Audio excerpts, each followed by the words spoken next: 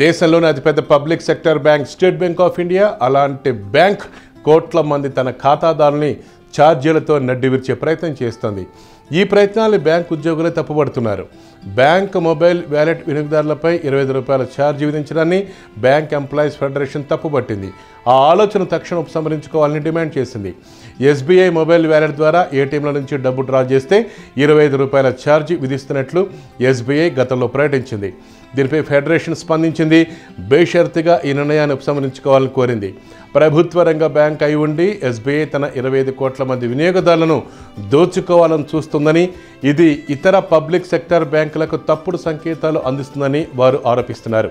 SBI ఇప్పటికే మార్కెట్లో 25% వాటా ఉండగా గత ఏప్రిల్ నుంచి 5 బ్యాంకుల విలీనంతో తన వాటాను 33% పెంచుకుంది. అంతేకాకుండా ఎస్బీఐ చిరిగిన నోట్లను తీసుకోవడానికి కూడా ఛార్జీలు వసూలు చేయాలని ప్లాన్ చేస్తుందట.